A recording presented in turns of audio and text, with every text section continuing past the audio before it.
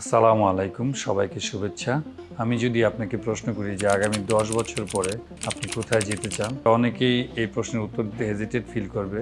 কারণ তার স্বপ্ন আছে কিন্তু সে স্বপ্নটার প্রতি অতটা কমিটেড না। আসলে আগামী ১০ বছর পরে আপনি কোথায় যাবেন এইটা শুধু ভাগ্যের উপর ডিপেন্ডেড না, এটা ডিপেন্ড করছে আপনার আজকের মাইন্ডসেট, আজকের অ্যাক্টিভিটি। অনেকে দেখা যায় যে বছরের প্ল্যানিংটা খুব গুরুত্ব দেন কিন্তু ১০ বছর বা দীর্ঘমেয়াদী পরিকল্পনাকে সে আন্ডার এস্টিমেট করে। ১০ বছর সময় আপনাকে চেঞ্জ করার জন্য যথেষ্ট লম্বা সময়। আপনি ১০ বছরে আপনার ইন্ডাস্ট্রিকে পরিবর্তন করতে পারেন, আপনার পরিবারের ভবিষ্যৎকে পরিবর্তন করতে পারেন।